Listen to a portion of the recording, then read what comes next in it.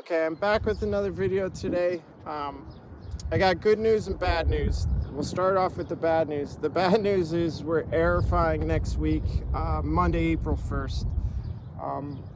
We do it that early because of the golf schedule. You want to be mostly healed up for the opening day and the outings and events that we have going forward.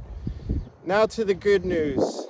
This year I'm going to try something a little bit different. The last 3 years, the weather patterns have been very difficult to judge.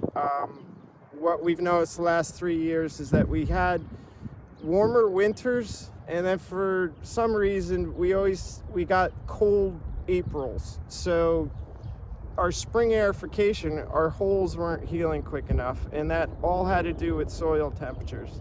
Last year it took almost 5 weeks for our greens to heal. We had frost throughout April. So what we're trying to do this year is I'm going to try to prevent that from happening and try a different route to see if we could get the greens to heal quicker. As I've explained in the past, not only is it the temperatures that takes longer to heal in April, but it's also because I'm out here controlling the POA annual in the seed head. I could show you a little bit with that. This is the POA, and you can see how it's a little bit yellow. We have to prevent that POA from producing a seed head. You'll start to see it in the rough right now.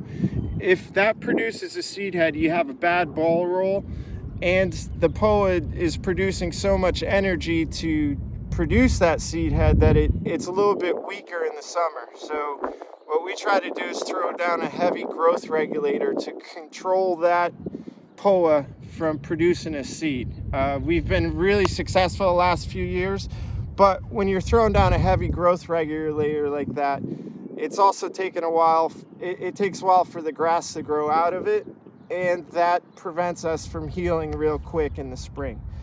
So what I'm going to try this year is, I did a video last August on our aerification, how we used a 1/2 inch tine at 1.5 inch spacing, which is closer than we've ever done, and we've pulled more material out than ever.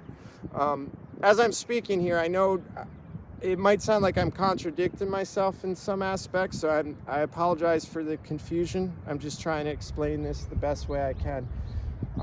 So me personally, professionally, I think aerification is the most important, top 3 most important things that you could do on a golf course. Our greens look spotless. They're probably in the best shape coming out of the winter that they've ever been. I personally think that our aerification in August, when I pulled out more material, helped with that. Now going into the spring, I think we're ahead.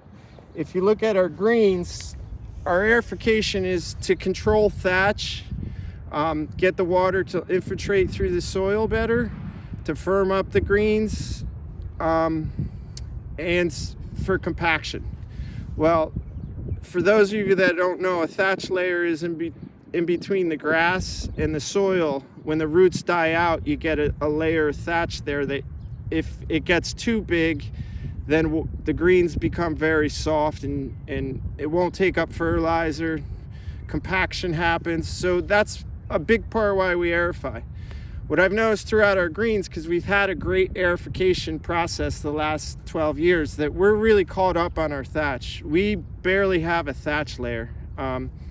It's even hard for me to show you, which is, we're almost perfect with our thatch layer. When I start here, we had a thatch layer down to about this part, where this was just all matted stuff and water couldn't penetrate through that. We barely have a thatch layer right now, so we're in total control. So what I decided this spring, just because of the really weird weather patterns we're having, I'm going to go with a smaller tine with 1.5 inch spacing. So normal springs we do a 1/2 inch tine at 2 inch spacing. This one's going to be 0.33 inch tine at 1.5 inch spacing. So if my math is correct, we're close to taking out the same amount of material, but the greens are going to heal much quicker. The only worry I have is getting the amount of sand in the holes. So this is just a test plot that I want to show you. You can see how much smaller these holes are than what we normally do in the spring. But we're still taking out close to the same amount of material, which is the important thing. We're off a little bit, but not far. So the plan is to go at this smaller tine with this 1.5 inch spacing right here, get the sand in there. We already did a spot last week, so this was done on Friday last week, and you could see with even the crappy weather how quick it's already healing up. I project these greens to heal up rather quickly, real quick. So the disruption that you're going to have this spring is not like other springs.